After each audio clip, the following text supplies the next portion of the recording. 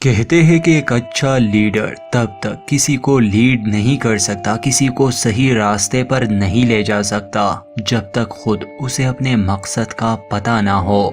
John Locke. दोस्तों, अगर अभी तक आपने इस कहानी का प्रीवियस हिस्सा नहीं देखा तो सही से समझने के लिए वो देख ले। चैनल को सब्सक्राइब नहीं किया तो प्लीज कर दे।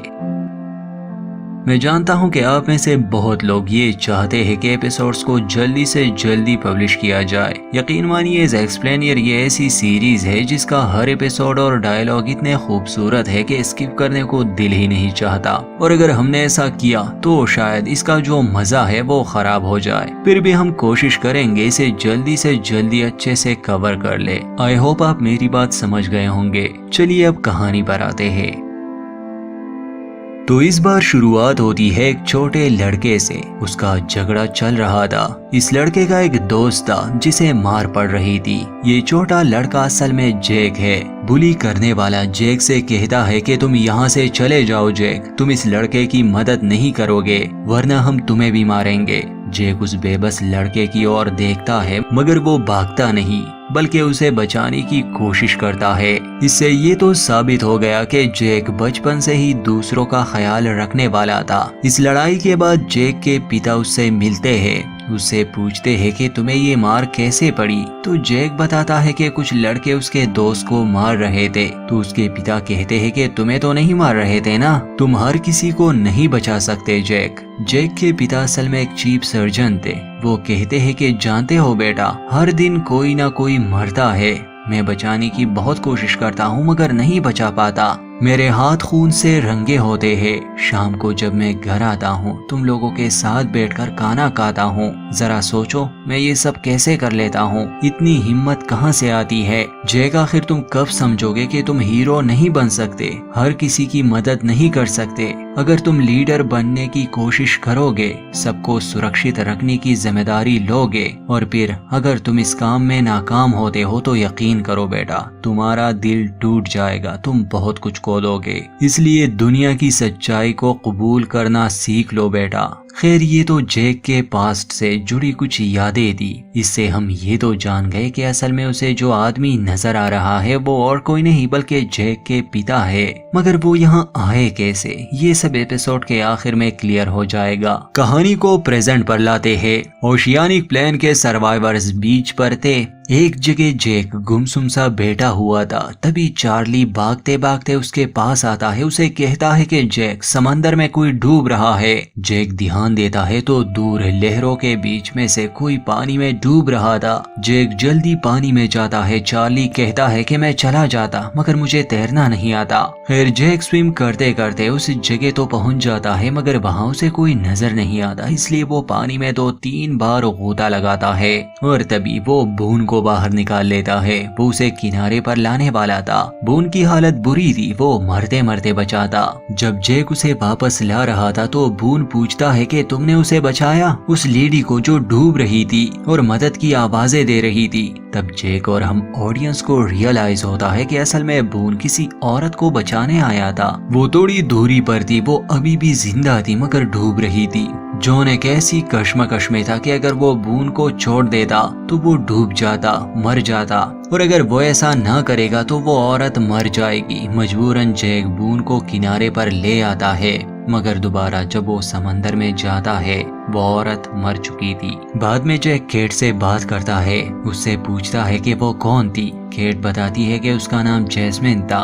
आज सुबह वो नहाने गई थी। जैक कहता है कि हम सिर्फ 46 लोग हैं और मैंने कभी उससे बात ही नहीं की, कभी मिला ही नहीं। मैं उसे बचा सकता था केट, मगर मैंने कोशिश नहीं की। उसकी मौत पर जैक काफी दुखी था। खैर, केट से बात करते करते दोबारा उसे अपने पिता नजर आते हैं। जैक केट से पूछता है कि तुमने वो देखा, वो आदमी जो सूट में था। केट पूछती है कि जैक तुम कब से नहीं सोए। जैक कोई जवाब नहीं देता और वहाँ से चला जाता है। खैर, हमें बाकी सर्वाइवर्स दिखाए जाते हैं, खासकर कोरियन कपल जिन और सन जिनको कहता है कि बाकी लोग हमें इग्नोर कर रहे हैं, शायद हमें उनसे बात करनी चाहिए। मगर जिन कहता है कि देखो सन, हमें किसी की जरूरत नहीं है, कोई ना कोई बचाने जरूर आएगा, तब तक हमें सिर्फ एक दूसरे का ख्याल ही रखना होगा। इसके बाद हम लपंगे सॉयर को देखते हैं। पिछले 5 दिन से उसने जहाज के मलबे और लगेज से काफी कुछ चुरा लिया था।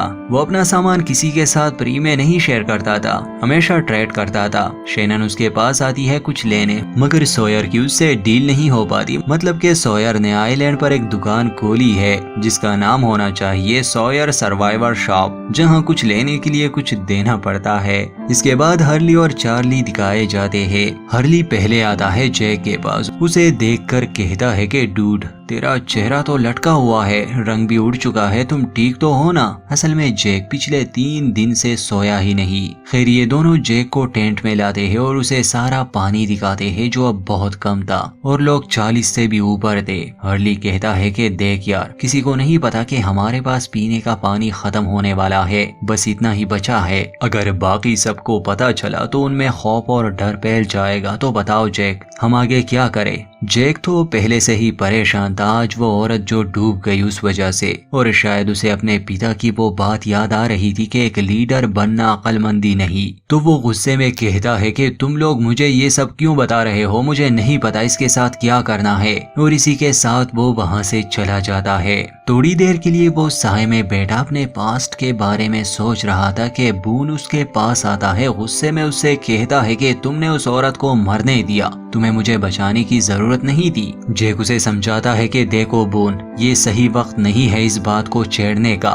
मगर बून कहता है कि मैंने तुम्हें कहा था कि मुझे छोड़ दो, उस लीडी को बचाओ, मगर तुमने ऐसा नहीं किया। जैक गुस्से में कहता है कि तुम डूब रहे थे, मर रहे थे, मैंने उस औरत को नहीं बचाया, ना ही तुम्हें, अब मुझे अकेला छोड़ दो। मगर बून का गुस्सा ठंडा नहीं हो रहा था। वो जैक को कहता है कि तुम कौन होते हो ये फैसला करने वाले, तुम्हें किसने हमारा लीडर बनाया है? जैक उससे बहस नहीं करना चाहता था, मगर ठीक उसी समय वो फिर से अपने पिता को देख लेता है और बून को वहाँ छोड़कर वो अपने पिता के पीछे जंगल में भागता है। एक जगह जैक उस तक पहुँच भी जाता है, उसके पिता वहाँ खड़े थे। वो पीछे मुड़ के देखते हैं। जैक तो पहले से ही काफी कमजोर था, उसे तो एक झटका सा लगता है, वो गिर जाता है और उसके पिता जंगल में आगे बढ़ते हैं। जैक दोबारा उसका पीछा करने लगा। वो परेशान था कि आखिर ये उसके साथ क्या हो रहा है। खैर जैक तो अब जंगल में चला गया। यहाँ बीच पर एक हादसा होता है। क्लेयर बेहोश हो जाती है। चार्ली और माइकल उसे टेंट में ले आते हैं। केट को बुलाते हैं।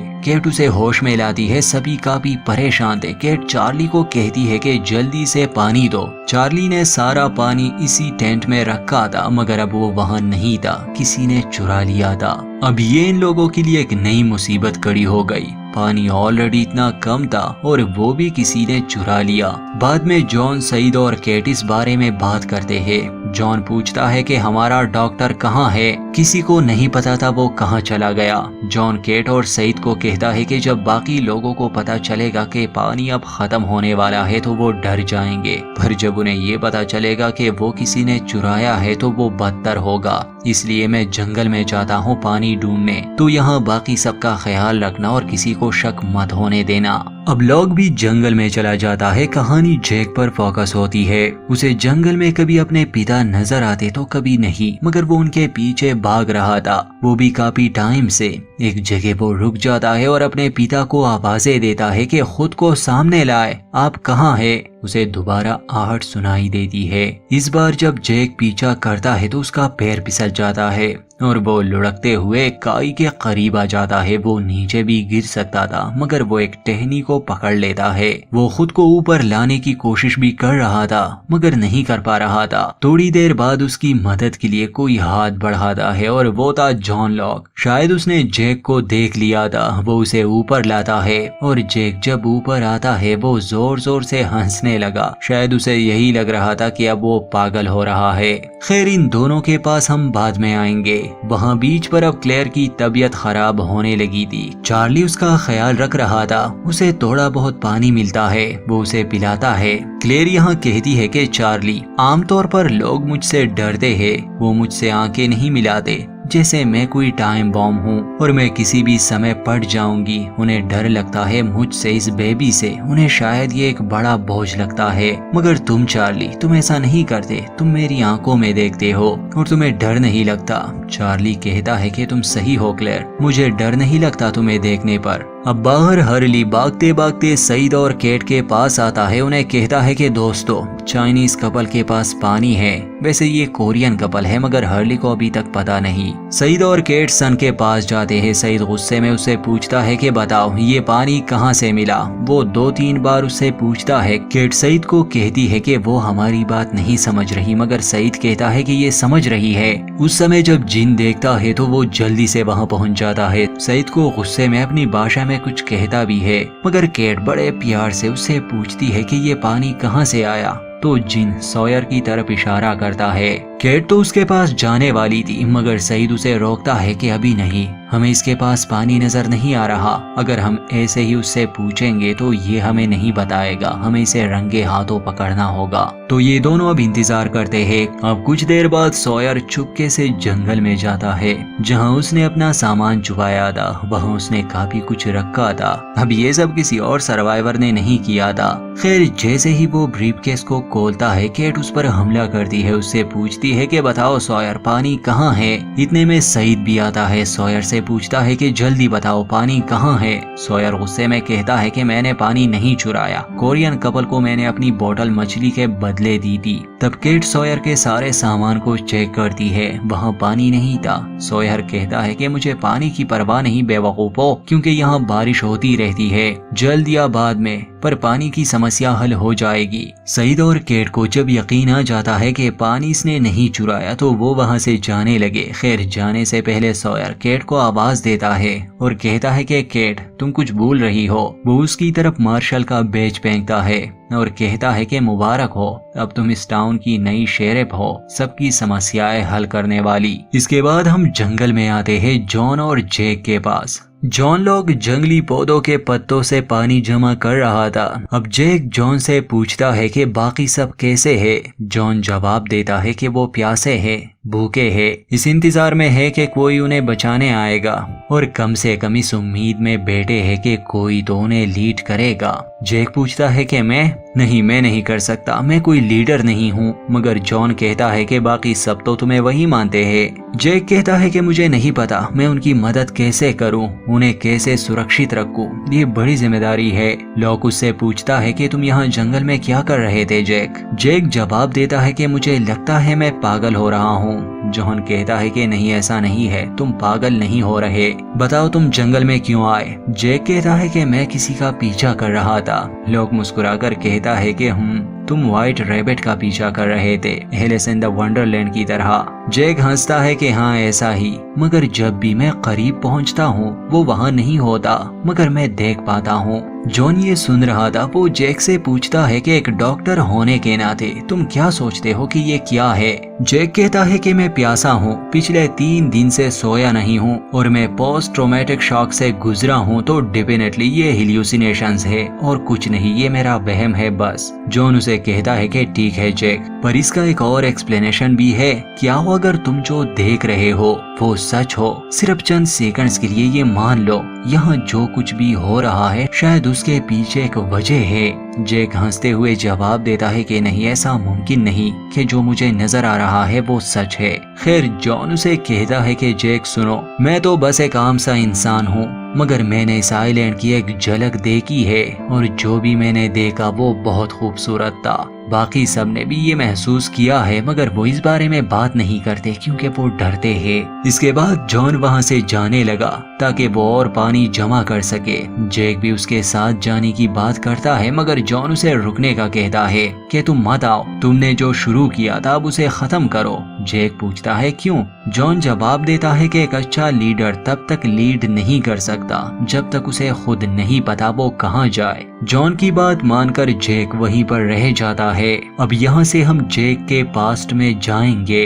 आज से काफी दिन पहले जेक जब एलए में था वो अपने माँ के यहाँ आ जाता है। उसकी माँ जेक को कहती है कि उसके पिता जा चुके हैं दोबारा से। जेक अपनी माँ को कहता है कि वो लौट आएंगे, वो कई बार ऐसे घर से जा चुके हैं। मगर जेक की माँ कहती है कि नहीं, इस बार बात अलग है। साथ ही वो जेक को कहती है कि मैं चाहती हूँ तुम उसे घर वापस ले आओ। जेक कहता है कि नहीं, उसने मुझसे पिछले 6 महीनों से बात नहीं की। मगर उसकी माँ उससे में कहती है कि नहीं, तुमने पिछले 6 महीनों से उससे बात नहीं की। जेक अपनी माँ से कहता है कि माफ करना माँ, मैं उन्हें नहीं ला सकता। मगर उसकी माँ जिद करती है और कहती है कि तुम ना नहीं कह सकते जेक, तुमने जो किया उसके बाद तो बिल्कुल नहीं। जेक पूछता है वो कहाँ गए हैं, तो उसकी माँ कहती है कि ऑस्ट्रेलिया।